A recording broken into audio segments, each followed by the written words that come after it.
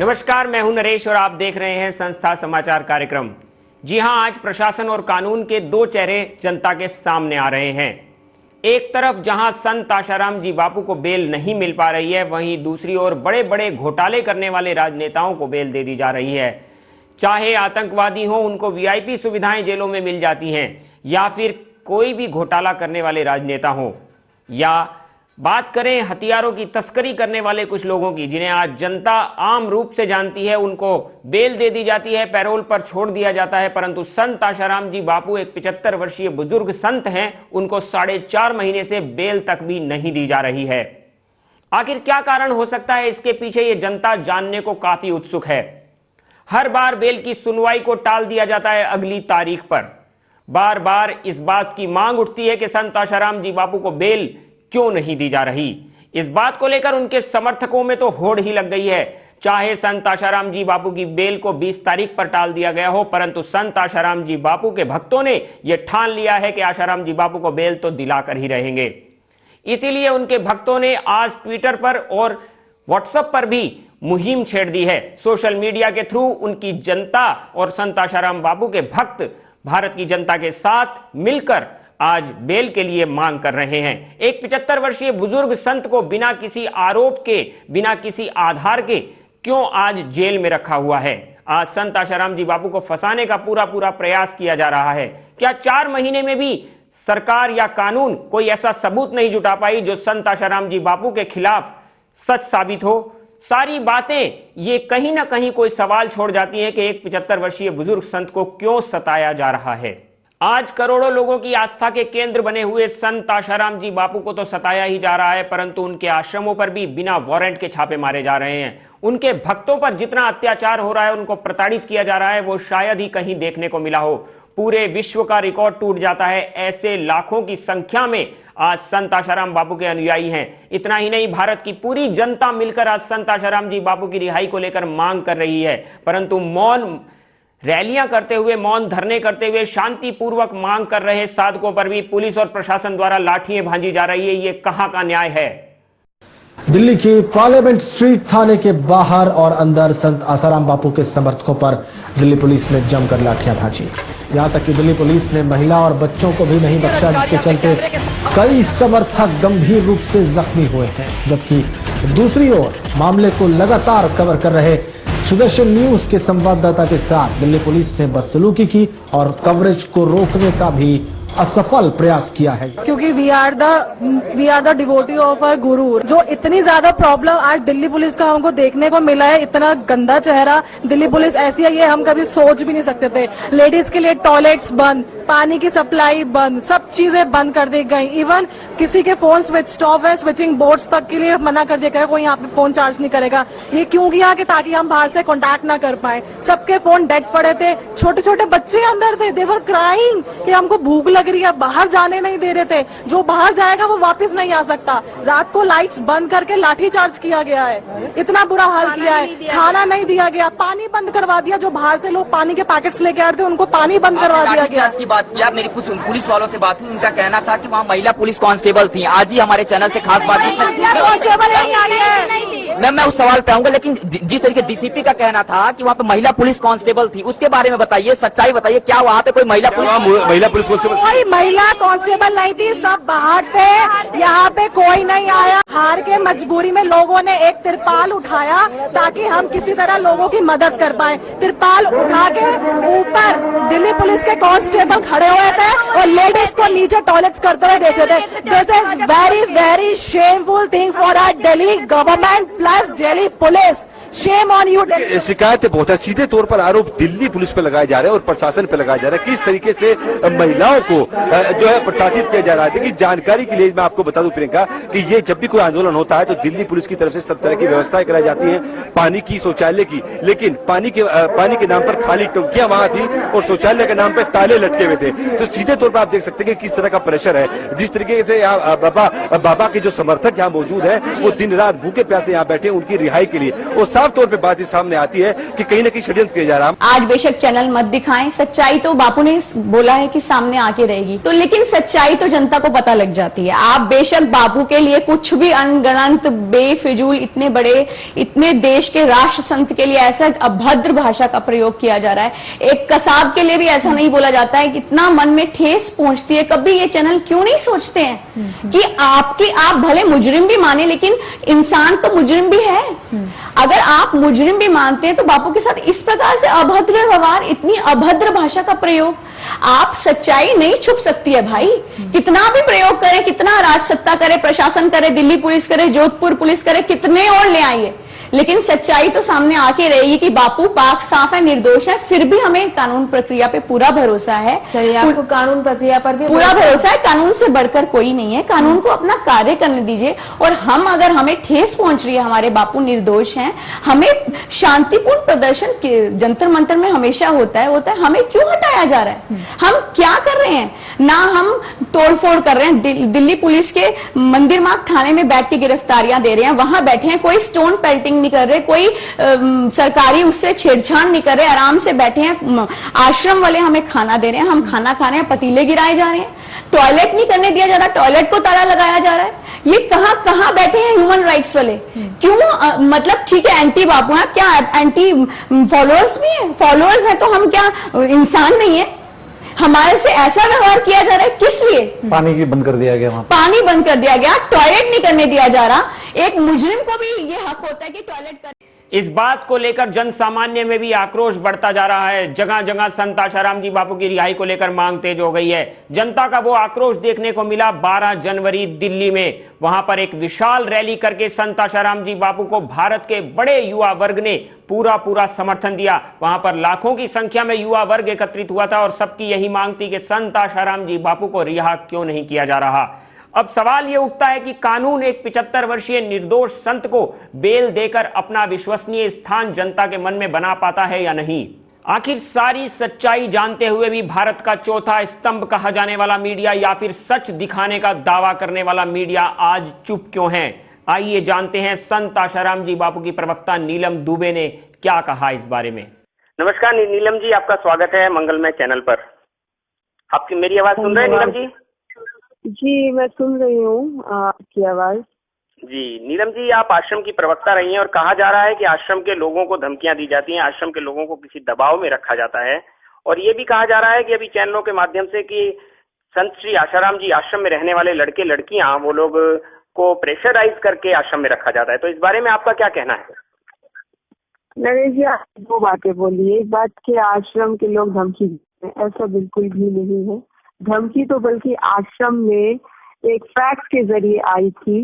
वो फैक्स की चिट्ठी मेरे पास आज भी पड़ी है, अगर आप देखना चाहें तो मैं आपको दे दूंगी।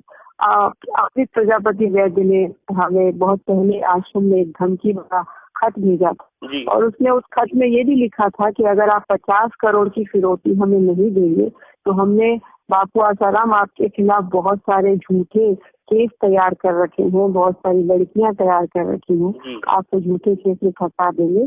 और उसने ये भी लिखा था कि उसके कॉन्टैक्ट सिमीज नाम की संस्था, सिमीज नाम की संस्था पर हमारे देश में बैन लग चुका है। उस संस्था का उसने सरे बाजार नाम लिया है और उसने बोला कि 50 लोग हैं इसमें टोटल मिला के, एक व्यक्ति को 1 करोड़ रुपया मिलेगा, तो ये 50 करोड़ रुपया आप तैयार रखिएगा, अगर आप नहीं देंगे तो फिर हम आपको झूठे केसेस में फंसाएंगे। तो ये धमकी तो वहाँ जो विपक्ष में लोग बैठे हैं वो। अच्छा नीलम जी, ऐसा कहा जा रहा है। दूसरा सवाल आपने पूछा कि आश्रम में जो लोग रहते हैं वो दबाव में रहते हैं। तो मैं आश्रम जाती रहती हूँ, आश्रम में रहती भी रही हूँ। आश्रम में किसी भी तरह का दबाव नहीं है। गेट पे जरूर सिक्योरिटी गार्ड बाहर जा रहे हैं, उनका रिकॉर्ड रहता है। बाकी अंदर आश्रम में लोग बड़े आराम से घूमते हैं, खाते हैं, पीते, खेलते हैं और जो खाना भोजन का समय है तो भोजन करते हैं। उसके बावजूद जो उन्हें भूख लगती है तो छोटी सी अंदर दुकान है, वहां से कुछ खरीद के भी खा लेते हैं। तो दबाव में ऐसा जीवन कोई नहीं जी सकता और सब खुश भी रहते हैं, प्रसन्न रहते हैं। दबाव में कोई प्रसन्न नहीं रह सकता। पर नीलम जी, ऐसा कुछ चैनलों पर कुछ लोगों के द्वारा ये बातें बार बार सामने आई हैं कि ये कहा जाता है कि वो लोग आकर उनके दंपत्ति कहते हैं कि उनके प्रेम संबंधों को तोड़ने का प्रयास किया जा रहा है। उन लोगों को बापूजी के द्वारा आश्रम से चले जाने के बाद धमकी दी जाती है कि आप आश्रम में वापस आ जाइए, नहीं तो आपको जान से मार दिया जाएगा। ऐसे लोग आकर चैनलों पर बोल रहे हैं, तो उसके बारे में आपका क्या कहना है कि ये आश्रम के प्रति कोई षड्यंत्र है या फिर ऐसी कोई बातें जो सामने आ रही है, उसका आपके बारे में आप क्या कहना चाहेंगे? तो फिर तो देखो, इक्का दुक्का चैनल है जिन पे कुछ लोग आकर के रटी रटाई स्क्रिप्ट पढ़ रहे हैं। षड्यंत्र तो है ही है। अगर षड्यंत्र नहीं होता तो इतना बड़ा गेम प्लान जो 2008 में तय किया गया था, वो जाके 2013 में खेला गया वो गेम, तो इतने साल तो इनको वो गेम तैयार करने में लगे। दूसरी बात, बापू तो सत्संग के मंडप से सारे जाहिर लोगों के बीच में कह चुके हैं कि आप लोग नहीं, मैं तो एकांत चाहता हूँ, आप लोग भले ही मेरे सत्संग में ना आए, किसी और भी कोई और आपको अच्छे गुरु मिलते हैं, सदगुरु मिलते हैं तो उनसे दीक्षा ले ले, लेकिन सत्संग जरूर ले। तो बापू ने तो ये कहा ही नहीं है। जब बापू वहां से लोगों को कहते हैं कि मत आओ, तो बापू ये कब कहेंगे कि भाई तुम आश्रम में आओ? आश्रम में वो लोग आके रहते हैं जिनकी इच्छा रहती है।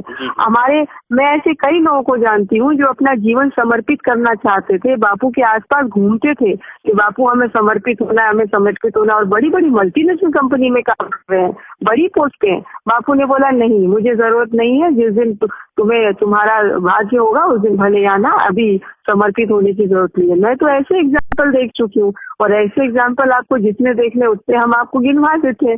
ये तो गिनती के 4-5 लोग हैं जिन्हें कहीं न कहीं से टुकड़े मिल जाते हैं, 2-4, उस टुकड़ों पे 4-5 लाइनों की स्क्रिप्ट पढ़ देते हैं, और चैनलों को टीआरपी मिल रही है क्योंकि बापू के साधक करोड़ों में है, तो टीआरपी के खेल में उन्हें, उनकी भी जेब में पैसे आ रहे हैं तो उन्हें भी चलो मजा आ रहा है। लेकिन ये चीज ये भूल जा रहे हैं कि संत सताए तीनों जाए, तेज, बल और वंश।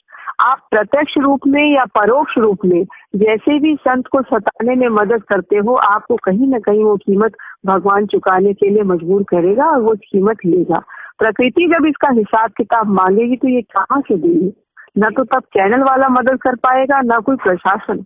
प्रकृति जब हिला तो हिलाई देगी। अच्छा जी, नीलम जी, अभी आपने कुछ एक निजी चैनल के दौरान आपने एक बात कही थी कि 2008 से संत आशाराम जी बापू को सताने का ये प्रयास किया जा रहा है। इसमें नहीं, ये तो सबको पता है। एक चैनल है IBN 7, उसकी वेबसाइट पे ये स्टिंग ऑपरेशन है, राजू चांडाक का स्टिंग ऑपरेशन।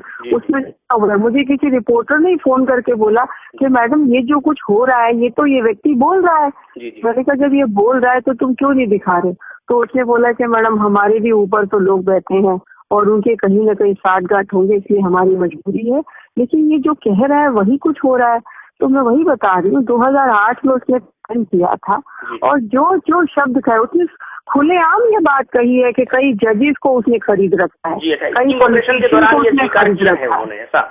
हाँ, उसने सर खुलेआम बोला है, बड़े मजे से बोला है कि मैं जब चाहूँ इन पे वो धारा लगवा सकता हूँ और इनके पूरे परिवार को जेल में बंद करवा सकता हूँ, मर्जी की धारा लगवा के इनको हमेशा के लिए वहीं खत्म कर सकता हूँ, और इनके सारे जो आश्रम वगैरह है वो सब हम ले लेंगे। ये तो उसने साफ साफ बोला है। उसने यही बताया कि कुछ जुडिशियल लोग उसके साथ जुड़े हैं, उसने यही बताया कि पुलिस के लोग उसके साथ जुड़े हैं, उसने यही बताया कि पॉलिटिकल लोग, ये तो साफ साफ वो कह रहा है। पता नहीं लोग उसकी सीडी क्यों नहीं देख रहे। वो उसका स्टिंग ऑपरेशन IBN 7 की वेबसाइट कर रहा है, वहां भी किसी की नजर क्यों नहीं पड़ रही, या पड़ रही है तो ऐसी क्या मजबूरी है कि लोग सवाल नहीं उठा पा रहे हैं। यहाँ जहाँ सवाल नहीं बनता तो हमसे वो सवाल उठाते हैं, हम लोगों को कटघरे में करते हैं। बताइए, बापू आसाराम के समर्थन में स्वामी चक्रपाणी आए तो स्वामी चक्रपाणी को सम्मान आ गया, जबकि एक ओम बाबा है वो सारे बाजार ये बात कह रहा है कि वो नारायण साईं को दिल्ली में मिला था, और नारायण साईं के खोजने के चक्कर में कितने लोगों को अंदर बंद कर दिया गया, उसको किसी ने कुछ नहीं कहा। तो ये खेल हमें समझ में नहीं आ रहा, क्या है ये खेल? जी। तो आपको लग रहा है कि ये कोई षड्यंत्र के तहत संत आशाराम जी बापू को या फिर उनके आश्रमों को दिख रहा है? इसलिए तो वो लोग जो बापू को नहीं मानते अब तो वो भी आके बोलते हैं कि नीलम जी षड्यंत्र तो बहुत भयंकर है और बहुत बड़ा है। लेकिन मतलब जो लोग नास्तिक हैं वो भी मुझे फोन करके बोलते हैं कि बहुत बड़ा षड्यंत्र है, लेकिन भगवान इसका फल इन्हें जरूर देगा। जो नास्तिक है वो भी आजकल ये बोलने लगे हैं। तो ये तो है, खेल तो है। जी नीलम जी, आपका मंगलमय चैनल से जुड़ने का बहुत बहुत धन्यवाद। देखा आपने किस प्रकार से आज नीलम जी हमारे साथ थे। उन्होंने बताया कि आज संत आशाराम जी बापू को षड्यंत्र के तहत फंसाया जा रहा है। उनके आश्रमों में भी किस प्रकार से आज सादा सिंपल जीवन वहाँ के लोग जीते हैं और उनको फंसाने का प्रयास किया जा रहा है। जी नीलम जी, बहुत बहुत धन्यवाद आपका हमारे चैनल से जुड़ने का। आपका भी शुक्रिया। विश्व भर का मार्गदर्शन करने वाली भारतीय संस्कृति और पूरे विश्व को एक उच्च शिखर पर ले जाने वाली भारतीय संस्कृति की नींव हैं संत आशाराम जी बापू। संत आशाराम जी बापू एक 75 वर्षीय बुजुर्ग संत है जिन्होंने समाज के लिए न जाने कितने ही उच्च और श्रेष्ठ कार्य किए हैं। उनके द्वारा भारतीय संस्कृति का पूरे विश्व में कितना प्रचार किया गया है और भारतीय संस्कृति के आधार स्तंभ हैं संत आशाराम जी बापू। जी हां, आजकल सोचने वाली बात यह है कि कैसे विदेशी ताकतें भारतीय संस्कृति को नष्ट करने का प्रयास कर रही हैं। लॉर्ड मैकाले के सपनों का भारत बनाने का षड्यंत्र रचा जा रहा है। आज भारत में ही भारतीय लोगों को आपस में लड़ा भिड़ाकर देश की शक्तियों को नष्ट करने का प्रयास किया जा रहा है।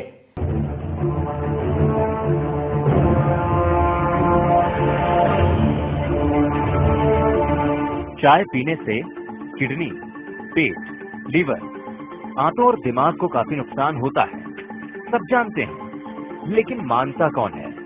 मैं मानता हूँ। पिछले कई सालों से मैंने चाय को हाथ तक नहीं लगाया है। कोल्ड ड्रिंक टॉयलेट क्लीनर की तरह हानिकारक है, सब जानते हैं, लेकिन मानता कौन है? मैं मानता हूँ। मुझे विज्ञापनों में दिखने वाले हीरो और क्रिकेटर भी कोल्ड ड्रिंक पीने के लिए लुभा नहीं सकते। डिस्प्रिन और एस्प्रिन जैसी सामान्य एलोपैथिक दवाइयां हानिकारक होने के कारण विश्व के कई देशों में बैन हैं, लेकिन सब कुछ जानने के बाद भी भारत में इनको धड़ल्ले से इस्तेमाल में लाया जाता है। लेकिन मैं एलोपैथी दवाइयों का उपयोग न करके आयुर्वेदिक और होम्योपैथिक दवाइयां इस्तेमाल करता हूँ। महात्मा गांधी जी ने कहा कि जब मुझे संशयों ने घेरा, निराशा मेरे चेहरे से झलकने लगी, तब आशा की एक किरण मुझे दिखाई पड़ी। मैं श्रीमद् भागवत गीता उठाकर उस श्लोक की तलाश करने लगा जो मुझे शांति दे सके, और धीरे धीरे दुख की परिस्थितियों के बीच भी मेरे चेहरे पर एक मुस्कान आने लगी। जो गीता के ज्ञान में ध्यानरत रहते हैं वो हर रोज गीता से एक नई खुशी, एक नया समाधान खोज लेते हैं। गीता पढ़ने से मन को शांति मिलती है। जानते सब हैं, लेकिन कौन इसे पढ़ने के लिए समय निकाल पाता है? लेकिन मैंने गीता पढ़कर उसके संस्कारों को अपने जीवन में आत्मसात किया है। मैंने गीता के गूढ़ रहस्यों को अपने जीवन में उतारा है। टूथपेस्ट, क्रीम पाउडर, कॉस्मेटिक एवं मेकअप के सामान में पशुओं को मारकर उनके अंगों का उपयोग किया जाता है, सब जानते हैं, लेकिन मानता कौन है? मैं सर्दी के मौसम में भी कोल्ड क्रीम तक यूज नहीं करता, क्योंकि अगर मेरे सुंदर न दिखने से किसी बेकसूर की जान बच सकती है तो मेरा सुंदर न दिखना ही भला। शराब पीना, मांस खाना, सिगरेट पीना, नशा करना, अपने शरीर के साथ ज्यादती करना है। मैं कभी इन चीजों की तरफ आंख उठाकर भी नहीं देखता। गरीबों की मदद करना, दूसरों के काम आना, दुखियों के आंसू पोंछना, आपसी प्रेम, भाईचारा जैसे सद्गुण ही मनुष्य को पशुओं से अलग करते हैं। जिसके अंदर ये सद्गुण नहीं, वो पशु नहीं तो क्या है, वो तो पशु के समान है। ये सारे गुण मेरे में है, और इसका प्रमाण तो मैं जिन लोगों के साथ रहता हूँ वो खुद है। कितने ही लोग एक अच्छा इंसान बनने का सपना देखते हैं, मैंने उन सपने को साकार किया है। मैंने अपने दुश्मनों को प्रेम के बल पर दोस्तों में बदला है। मैंने श्रद्धा के बल पर कई बार अनहोनी को होनी करके दिखाया है। मैंने अपने जीवन में मनुष्यत्व की ऊंचाइयों को छुआ है। मुझे सबसे आदर और सम्मान मिला है। मैंने गरीबों के आंसू पोंछकर उनकी दुआएं हासिल की हैं। मैंने अपने अंदर से निंदा, नफरत, राग, द्वेष को हटाकर प्रेम का दीपक प्रज्वलित किया है। लुप्त हो रही भारतीय संस्कृति के मंत्र, विज्ञान, कुंडलिनी, योग, आयुर्विज्ञान की महानता को सिद्ध करने वाला मैं जीता जागता प्रमाण हूँ। मुझ में ऋषियों के अनुभव से फायदा उठाकर उन्नति के शिखर तक पहुंचने की असीम शक्ति है। भीष्म जैसे दृढ़ प्रतिज्ञ पुरुषों की परंपरा में मेरा जन्म हुआ है। मैं साधारण नहीं, असाधारण विभूति हूँ। मैं आसाराम बापू जी का साधक हूँ।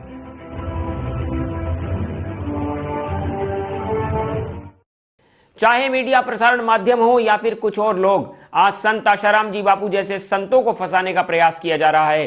दिवाली के दिन जगत गुरु शंकराचार्य, कांची कामकोटि के पीठाधीश्वर जयेंद्र सरस्वती जी को उठा लिया जाता है। वहीं दूसरी ओर चाहे नित्यानंद जी महाराज हो या साध्वी प्रज्ञा हो, अपने हिंदू संतों के साथ कितना अन्याय किया जाता है, जबकि वो बाद में एकदम निर्दोष पाए जाते हैं।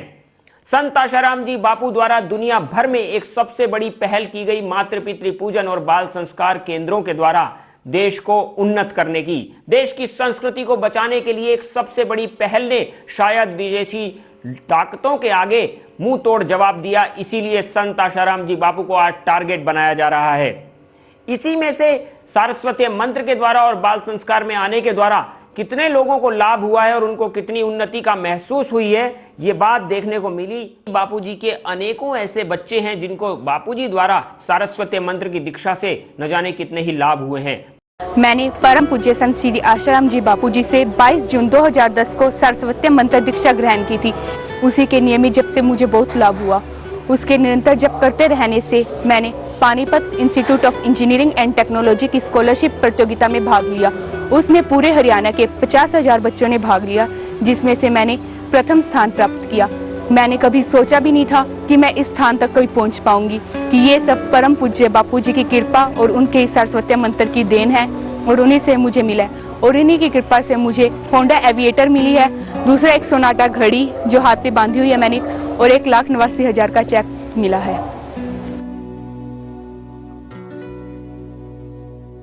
संत आशाराम जी बापू के मार्गदर्शन और सत्संग के द्वारा कैसे सरलता से जीवन में आने वाली छोटी बड़ी मुसीबतें दूर हो जाती हैं, लोगों को कैसे दिव्य अनुभव होते हैं और चमत्कारिक अनुभव होते हैं, वो देखने लायक होता है। एक बार अभी मई महीने की बात है, मैं गर्मी में ऐसे थोड़ी टहल रही थी छत पे और नीचे हॉस्पिटल है मेरा। उतने में एक नर्स भाग के आई नीचे से, बोली कि पेशेंट आई है एक और गाँव ये पेशेंट का पेन्स वगैरह हल्के हल्के, लेकिन वो नाड़ बाहर आ गई है और बच्चा कुछ लग नहीं रहा मैडम। तो नीचे जाके देखी मैंने तो देखा तो नाड़ सच में बाहर थी, पेट में बच्चा था।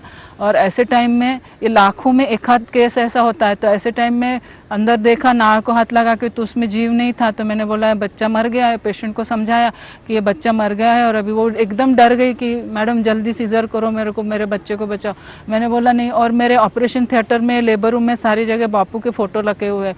तो मैंने बोला पहले तो बच्चा मर गया, ऊपर से अभी सीजरियन कर दूंगी। तो इसको मैंने पेन्स के इंजेक्शन ड्रिप चालू किया पिटोसिन का। उसके बाद में जैसे उसको पेन्स आए तो हम लोग देखने लगे ऐसा ढीला बच्चा, डिलीवरी हुई नाड़ काटा एकदम ढीला, हाथ भी ढीले बच्चे के, सारा ढीला था बच्चा। उसको हमने ट्रे में लिया और ट्रे में लेके ऑपरेशन थिएटर में गई। बस बापू के फोटो बहुत बड़ी लगी हुई है ऑपरेशन थिएटर पे, देख के मैं ऐसी देखी और हरिओम करके उसके मुंह में से फूकी तो ऐसा सांस लिया उसने। अब वो सांस लिया तो फिर झट झट ऑक्सीजन और वो मशीन लगा के उसको सांस दिया बच्चे को। और आज भी वो बच्चा 4-5 महीने का अच्छा खुशहाल हुआ। तो मेरे को ऐसा लगा कि बापू कितनी कृपा करते, मेरे को उठाने से मेरे गुरुदेव ने किया और वो बच्चा बचाने से। और ऑपरेशन डिलीवरी के टाइम वो पेशेंट खुद विटनेस है ये चीज़ की, और मेरी सिस्टर है और अटेंडेंट जो थी और मैं, हम चारों जन ने देखा कि ट्रे में बच्चा बिना रोए एकदम लूज ढीला डाला। और वो पेशेंट भी खूब एकदम मानने लगी और वो भी बोलने लगी कि कैसे क्या भगवान का चमत्कार है करके। तो ये सब मेरा श्रेय, ये सब श्रेय मेरे गुरुदेव को जाता है। संत आशाराम जी बापू के सानिध्य में आने से लोगों को स्वस्थ, सुखी और सम्मानित जीवन जीने की कला मिलती है। कितने ही लोगों के जीवन परिवर्तित हो जाते हैं, कितनों के नशे छूट जाते हैं और भारतीय संस्कृति से प्रभावित होकर कितने ही बच्चे अपने माँ बाप का पूजन करते हैं, आरती करते हैं और अच्छे संस्कार पाते हैं। तो फिर क्यों एक 75 वर्षीय बुजुर्ग संत को आज जमानत तक नहीं दी जा रही है? इससे कानून की प्रक्रिया हो या प्रशासन हो या फिर कहीं मीडिया का मुंह हो, इस बात पे कहीं ना कहीं सवालिया निशान तो जरूर उठ जाता है कि आज क्यों एक 75 वर्षीय बुजुर्ग संत की जमानत को लेकर बार बार तारीख पे तारीख दे दी जाती है। सच से जुड़ी वो खबरें जो शायद आप तक नहीं पहुंच पा रही हैं, हम आपको लगातार देते रहेंगे मंगलमय चैनल के द्वारा। मंगलमय चैनल सभी का मंगल चाहता है। मंगलमय चैनल से जुड़ने के लिए आपका बहुत बहुत धन्यवाद। कल हम फिर मिलेंगे इसी समय पर अपने उन्हीं सच्चाइयों के साथ जो शायद आप तक नहीं पहुंच सकी। तब तक के लिए इजाजत चाहूंगा। नमस्कार।